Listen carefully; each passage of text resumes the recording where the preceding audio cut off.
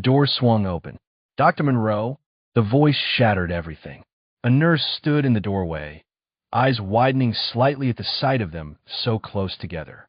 Elias stepped back immediately, straightening his coat, clearing his throat. Kennedi turned away, busying herself with the gloves she didn't really need anymore. The nurse blinked, confused. Sorry, patient in 314th requesting pain management. He's getting antsy. Be right there, Elias said, calm as ever, but his voice had that clipped edge again. The nurse left, the door swinging shut behind her. Elias glanced once at Kennedi, brief, unreadable, then walked out without another word. She stayed behind for a second longer, fingertips brushing the shelf he'd just pressed her into, her breath still catching in her throat. She'd felt it. So had he. The last patient of the night was asleep, his heart monitor blinking in calm rhythm. Elias quietly checked the chart, made a quick note, then glanced toward Kennedi as she stood by the foot of the bed, watching him with a focus that hadn't dulled all day. He closed the folder gently and exhaled through his nose. That's it, he said, voice low, eyes softening just a touch. Go home, Miss Rhodes. You've earned it. Kennedi leaned on the counter outside the room and crossed her arms, her smile half stubborn, half teasing. I was planning to crash in one of the residence call rooms. It's not that deep. He turned to her, arms folding across his chest. You don't have a change of clothes. I'm 22, not fragile. I'll survive. Just then, from a TV mounted in the hallway corner, the weatherman's voice filtered out.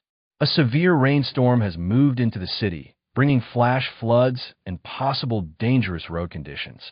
Elias sighed and ran a hand over his beard. Let me take you home. She blinked. What? You're not sleeping in a call room with no change of clothes. Come on.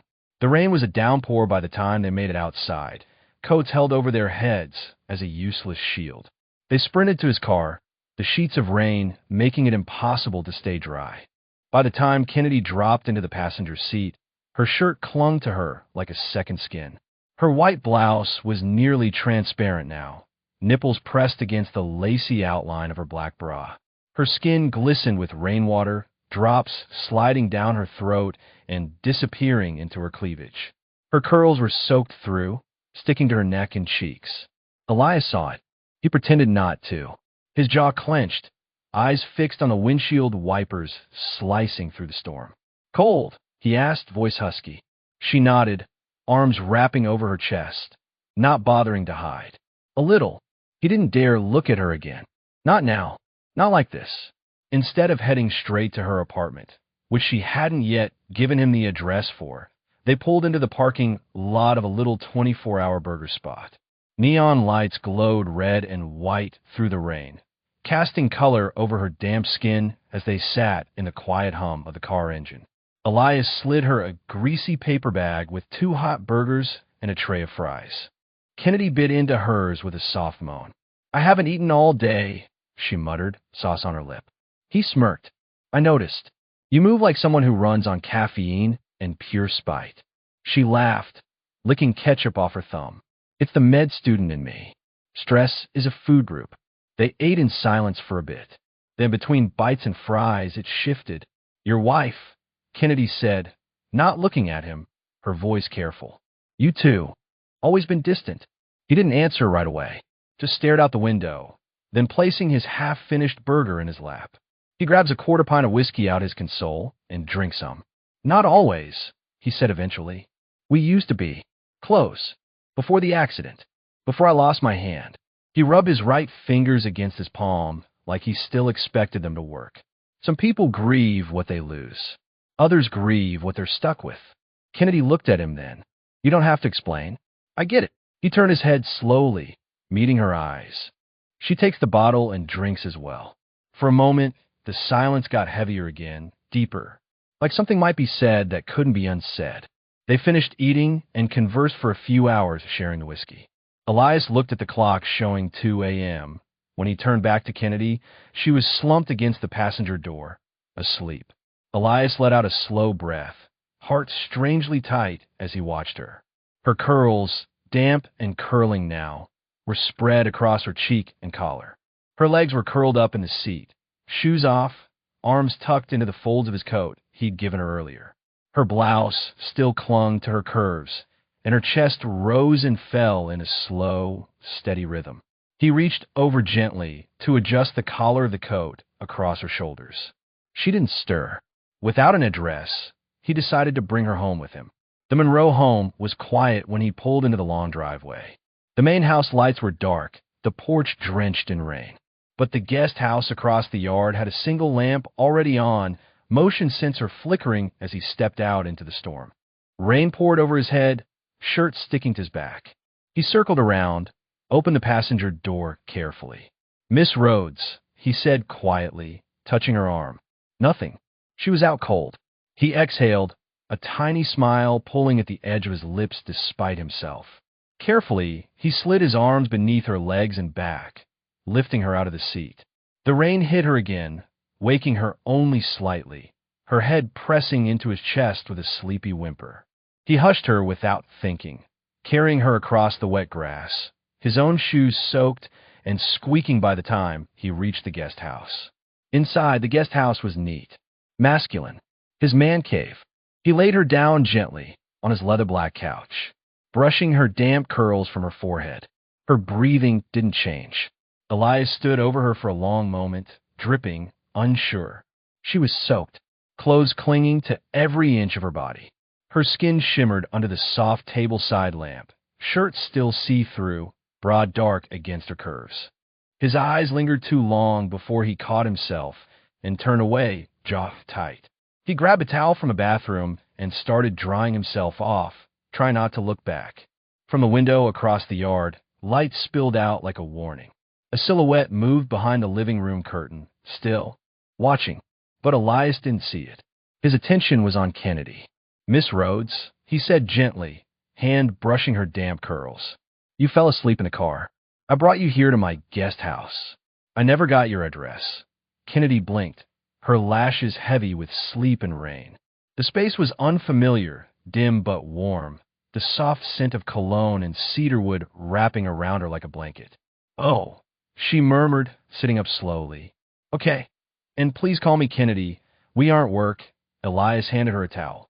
"You'll catch pneumonia in those clothes.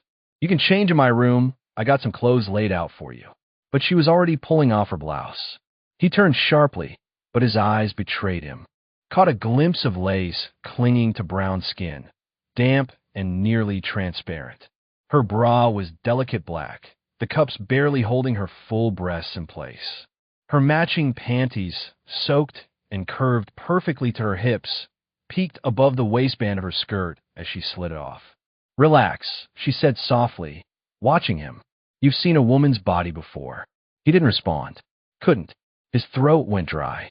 His eyes stayed locked. The air between them changed, shifted into something thicker, darker. Kennedi stepped toward him, slow, her bare feet silent against the hardwood floor, towel still clutched in her hand. The soft roll of thunder outside echoed under the tension between them. She closed the gap between them, her body inches from his, and smiled slightly at how still he stood, testing him, daring him. He backed up until the backs of his legs hit the edge of his recliner, and then he sat, almost like she willed him to. Kennedi didn't hesitate. She straddled him slow, warm thighs bracketing his lap, the soft pressure of her soaked panties brushing against his slacks. Her hands slid up his chest, careful, smooth, teasing. Elias's hands hovered, unsure where to rest until she guided them, placing them firmly on her damp ass. His fingers curled instinctively. Their faces were close now. Her breath was laced with the whiskey she'd sipped earlier, and her eyes had that low, hungry gleam. He could feel the heat of her body on his, could smell her, warm skin and rain, and something faintly sweet. "We can't do this, Miss Rhodes," he whispered, eyes locked with hers. She smiled at that, a soft, slow, knowing smile. "Elias, call me Kennedi, please." Then she leaned in and dragged her tongue gently across his bottom lip. He shuddered. That was the moment, the second everything tipped. And then bang, bang, bang. Elias. They both jumped. Kennedi scrambled off his lap as footsteps pounded up the guest house front steps. His blood ran cold. "Elias, I know you're in there." Open this damn door. Yvonne. He spun to Kennedy, voice a whisper. Go. My room. Back left. Now. She nodded quickly and disappeared down the hall, heart pounding as she closed the bedroom door, just barely, leaving a crack open wide enough to see. Outside, keys jangled. Then the lock clicked. The door flew open, crashing into the wall. Yvonne stepped inside, drenched and furious, heels soaked, umbrella abandoned on the lawn. What the fuck is wrong with you? She screamed. You think you could just not come home on my birthday? You're causing a scene, he said calmly, too calmly. You forgot my birthday, she spat, stepping closer. Again, you don't even try anymore. You just sit out here like you ain't got a wife or a damn life. I told you. I was on call, he said as she noticed women clothing on the floor. Bullshit, she snapped, picking the clothes up and shoving it in his chest. You haven't touched me in months. You don't even see me. You just walk around here like I'm the burden you regret marrying. That's not what this is. Oh, really? Her voice cracked now, eyes glassy with rage. Then what is this, Elias? Huh? What the fuck are we still doing? His silence said too much. That's when she lost it. Her hand whipped across his face. Hard. The sharp crack of palm against skin echoed in the room. Blood welled along his bottom lip. He didn't move, so she picked up the ceramic vase on the table and hurled it at the wall. It shattered like glass lightning. I hate you, she screamed, voice ragged and broken. I fucking hate you, Elias. And just like that, she turned and stormed out, slamming the door so hard the window pane rattled. In the silence that followed, Elias stood there, lip bleeding, chest heaving, but his face blank. Inside the bedroom, through the cracked door, Kennedy stood frozen, eyes wide and heart hammering. The front door had barely stopped trembling from Yvonne's exit when the silence settled thick again. Elias stood in the middle of the room, blood drying at the corner of his mouth, breath uneven, his pulse a slow roar behind his ears. The guest house felt smaller now, claustrophobic under the weight of everything that had just unraveled. And he was too tired to keep his hands clenched, too worn down to keep pretending this whole day hadn't torn something in him open. He was halfway to the bathroom when her footsteps padded into the room behind him. Still in her bra and panties, damp curls hanging down around her shoulders like a halo soaked in rain and heat. Her bare feet moved silently across the hardwood as she approached him, face unreadable but steady. His jaw locked. Put on the clothes I laid out for you, he said sharply. You shouldn't be out here like that. I just want to clean you up, she said gently, reaching for his face. He stepped back, catching her wrist midair. His grip wasn't hard, but it was firm. No. His voice was lower now, tired. Don't. Her eyes flicked to his lip, then to his hand holding hers. I heard everything. I didn't mean to. You can sleep in the bed, he interrupted, voice brittle. I will take the couch. I'm showering. And then he walked away without looking back, shutting the bathroom door behind him. The sound of the water echoed, soft at first beneath the rumble of the storm, then sharper, louder. Rain slapped the windows as steam clouded the mirror, curling around the edges of the room like fog moving in. Kennedy stood still in the quiet hall, staring at the closed bathroom door. She wasn't thinking clearly. Not entirely, but maybe clarity was overrated. Maybe raw instinct was enough. The fight, the ride, the tension. It was all coming to a head. She moved slowly. Her bra slipped off her shoulders, soaked lace falling to the floor. Her panties followed. She stepped carefully toward the bathroom, each footstep light and soundless. The door creaked open. Steam hit her immediately, wrapping her in thick warmth. The overhead light was dim, casting a soft glow that kissed every slick surface.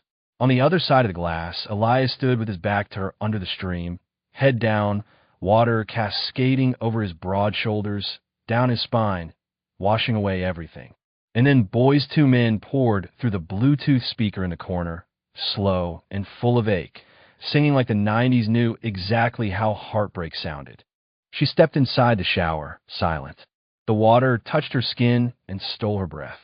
I like this song, she said quietly, eyes on his back. Elias opened his eyes slowly, turned, and froze. His gaze raked over her wet body, legs, glistening skin, breasts heaving softly with every breath. Every inch of her was bared in front of him, vulnerable and yet unbothered, bold, and damn near hypnotic. "Miss Rhodes," he said, stepping back into the wall of the shower. "Please leave." "I told you," she said, stepping closer, water beating off her body like pearls, "outside of work." "It's Kennedi." He swallowed hard, fists clenched at his sides. "This isn't right. We can't, mentor and student, this crosses too many lines." She was in front of him now, the heat of her body pressed near his, her voice like velvet wrapped in steel. "I'm a grown woman," she whispered. "I know what I want." Her fingers gently touched his bruised lip, and his eyes closed at her touch. "I'll never hurt you," she murmured, tracing the edge of his jaw with the back of her hand. Her touch slid down. Neck. Chest. His abs twitched as she brushed past his stomach, lower, until her fingers rested at his hips, and she dropped to her knees. But before she could go further, he grabbed her hard. "Stop," he growled, breath shaky. "You don't know what you're doing." "I know exactly what I'm doing." Her defiance, her hunger, lit something dangerous inside him. His restraint cracked. He hauled her up with both hands, spinning her with a suddenness that made her gasp. Her back slammed gently against the wet wall, water rushing between them as he pinned her there with his body. They were nose to nose, her legs wrapped instinctively around his waist. When his lips finally met hers, it wasn't soft. It was claiming, a break in the dam that held back everything. Their mouths met again beneath the hot water, slower now, each kiss drawn out, mouths hungry but reverent. The shower steamed around them, like the room itself was holding its breath. Elias's hands cupped the back of Kennedi's neck, guiding her deeper, lips sliding with wet heat and tension that had been building. Kennedi moaned softly against his mouth, her body molding into his, skin slick with water and desire. The sound made Elias shudder. He'd gone too long denying himself anything close to this. The way her fingers curled into his chest, how her breath caught every time their lips parted and returned, it was all too much and not enough. He broke the kiss first, resting his forehead against hers. "Come here," he murmured, guiding her carefully by the waist. He sat down on the bench built into the shower wall, his thighs parted slightly as he leaned back, breath uneven, heart pounding in his chest like it was trying to break out. Kennedi dropped to her knees between his legs without a word, her eyes never leaving his. She reached up, gently pulling her long curls into a knot, but his hand stopped hers. He did it himself, fingers tangling through the thick wet strands before gripping them tight, drawing her closer in a silent ask. Their eyes locked, then her lips parted for him. His head fell back instantly, breath catching, a sound escaping his chest that was all instinct and no filter. One hand still held her hair, the other gripping the edge of the bench, so tight his knuckles turned white. "Kennedi," he groaned, the name falling off his lips like confession. She didn't stop, her rhythm steady, sensual, wet. The soft sounds of her working him mixed with the hot water, the slap of droplets hitting tile, and his low, breathy curses between groans that turned into stifled moans. He looked down at her, eyes glassy, mouth glistening, her focus unbroken, and he knew he'd never forget this image, not even if he tried. When he couldn't take any more, when a line between restraint and madness blurred, he reached for her, pulling her up into his arms, her slick body flush against his chest. She wrapped around him naturally, like she belonged there. He carried her out of the shower, both of them still wet, leaving a trail of water as he moved through the room. The bed waited in dim light, sheets fresh but untouched. He laid her down gently, her wet skin against the cool cotton. He stood over her, water dripping from his body, chest rising hard and fast. Kennedi reached for him, her voice breathy. "Elias." He joined her, body lowering between her thighs, lips trailing down her neck, tasting the salt of her skin, the rain, the need. She arched into him with a soft gasp, fingers curling around his shoulders. Everything about her felt like temptation he no longer wanted to resist. This wasn't about rules. Not anymore. It was about relief. Release. And the danger of what happened when two people who weren't supposed to touch finally did. The storm outside still raged, but inside the guest house, the world had narrowed down to nothing but the rhythm of breath, the heat of skin, and the silent question trembling between two soaked bodies tangled in stolen time. Elias hovered over her, one hand braced on a mattress, the other gliding down the curve of her side, his thumb brushing just under the swell of her breast. His lips kissed water from her neck like it mattered, like he couldn't leave even a drop untouched. Kennedi laid beneath him, eyes half-lidded, her chest rising slow with every soft breath. Her legs shifted, inviting him closer, her touch feather-light at first, then firmer when she whispered his name again. He paused to look at her, really look. "Tell me to stop," he said hoarsely, voice cracked open. She reached up and brushed her thumb along his cut lip. "I don't want you to." His head dipped, and their mouths met again, but this time it was slower. Not rushed, not wild. Just deep, exploring. His tongue moved against hers like a secret being shared for the first time. Her hand slid over his shoulder, her nails dragging lightly down the slope of his back. Every inch of contact was deliberate, worshipful. When he finally slipped inside her, it wasn't with urgency, it was reverence. Kennedi gasped, eyes fluttering shut as her hips lifted to meet him, her arms circling his back, pressing him down until there was no space left between them. Just warmth, fullness, a slow, perfect ache. His name left her lips in a breathless whisper, one she didn't even realize she said until she felt him shudder above her. They moved together in slow rhythm, water still dripping from his body onto her collarbone. She moaned softly into his neck, her thighs tightening around him, pulling him deeper as if trying to memorize the shape of him inside her. Every roll of his hips was smooth, deliberate, his lips never far from her skin, his touch never losing that quiet gentleness laced under the tension. "Look at me," he whispered. She did, and in that moment, his eyes softened, something unspoken flickering there. Regret, desire, a tenderness he hadn't allowed himself to feel in so long. "I feel like I've been starving," he breathed against her lips. "And you, Kennedi, you taste like peace." She kissed him in response, deep and lingering. Her hands never stopped moving, sliding up his back, over his chest, gripping him like she didn't trust that he was real. Her moans came quietly, buried against his shoulder, her body trembling beneath his with every slow stroke. The tension built, not like a flame, but like a tide, rising, steady, pulling them under together. They came undone in silence, no screaming or cries, just breath and bodies and the soft tremble of surrender. He held her after. Wet sheets clung to their skin, their chests pressed together, his fingers slowly running along her spine like he was tracing each vertebrae into memory. She didn't speak, just laid her head beneath his chin, listening to his heart slow beneath her ear. "You should sleep," he whispered. "You too," she murmured back, eyes heavy now. "But stay like this." I wasn't going anywhere. And he didn't. Not that night. Not from her. Not yet.